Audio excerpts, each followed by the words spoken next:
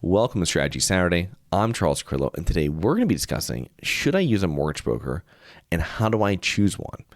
Well, when you're purchasing real estate, your lender will most likely be your largest partner, usually providing 65 to 80% of the sale price and funds. The question I often hear is, should I go direct to a lender or work through a mortgage broker? And the answer is, it depends. Typically, I would utilize a mortgage broker, but in some instances, I will go straight to a lender or banks. And this usually is the case with smaller properties where local banks and credit unions are really the main source or the only source of funding, and where I might already have a personal relationship with that makes a huge difference when getting financing from local banks and credit unions. In most cases, however, working with a broker usually is the best route. Yes, you'll be paying more for the services of that broker, but you're tapping into their experience, relationships, and knowledge. Now, mortgage brokers are involved in more deals than you are and know the market inside and out.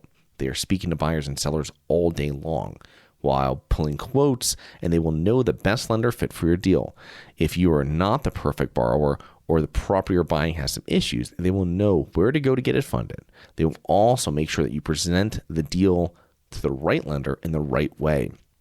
They're going to make sure that the presentation to that lender is correct. They're going to make sure that presentation is done in the right light.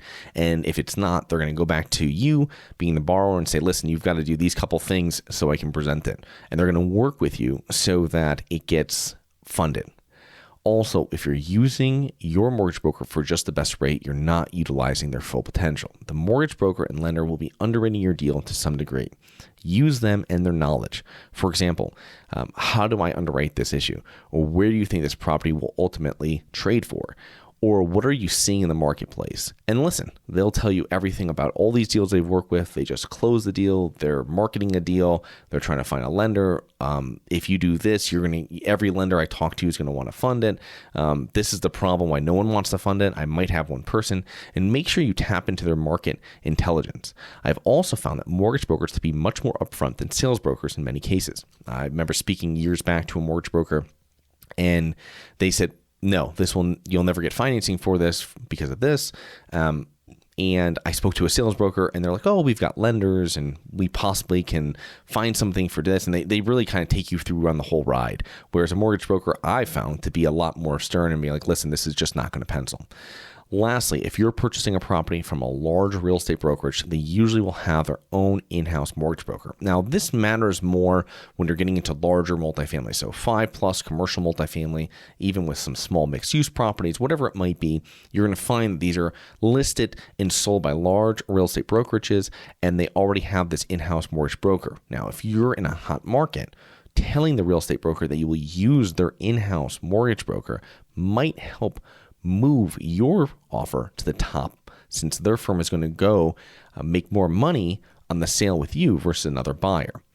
A good mortgage broker will pay for themselves many times over. So how do you choose a good mortgage broker? Well, get mortgage broker referrals from your real estate broker. Now, as mentioned above, if the real estate broker has in-house mortgage broker, make it known that you want to use them. Keeping the loan in-house will help incentivize the real estate broker and the real estate brokerage firm, okay? When you're vetting mortgage brokers, make sure that they are active in that market. Asset class, property size, property class. If you're buying an unstabilized 20-unit value-add B-class apartment buildings, how many similar deals have they closed in the last 12 months? And what type of rates and terms were they able to get the buyer? Explain your business and your team and your goals to them. We have 3 partners. We're currently own 50 Class B apartments in XYZ city and have a third-party manager. And our focus is purchasing 20 to 40 unit apartment buildings in these cities. And you'll be vetting them, but they will also be vetting you.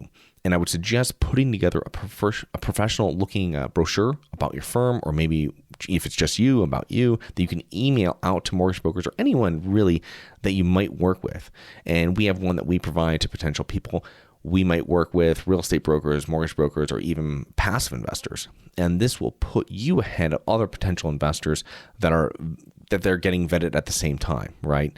And this will also help with your first deal, since the broker will know exactly how your business is structured, who are the partners, what is their buyout, and how many units you control, etc. And this is something that when they bring it to the lender, it's just like if you're buying a property and you have this, you put together a nice cover sheet package that can be delivered with the offer to the owner.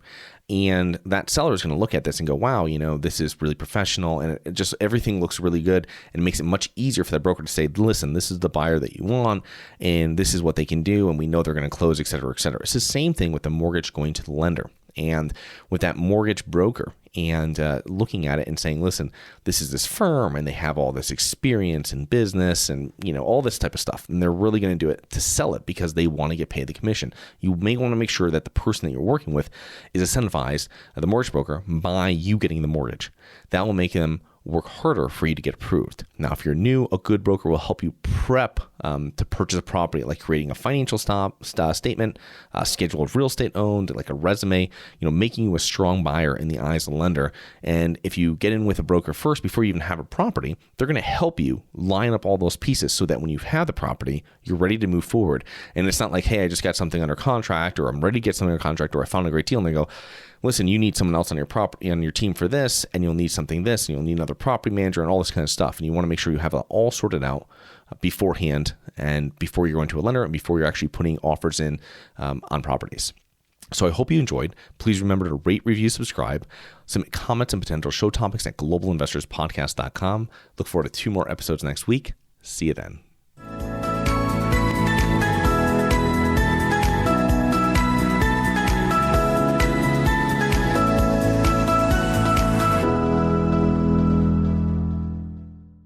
Nothing in this episode should be considered specific, personal, or professional advice. Any investment opportunities mentioned on this podcast are limited to accredited investors. Any investments will only be made with proper disclosure, subscription documentation, and are subject to all applicable laws. Please consult an appropriate tax, legal, real estate, financial, or business professional for individualized advice. Opinions of guests are their own. Information is not guaranteed. All investment strategies have the potential for profit or loss. The host is operating on behalf of Syndication Superstars, LLC exclusively.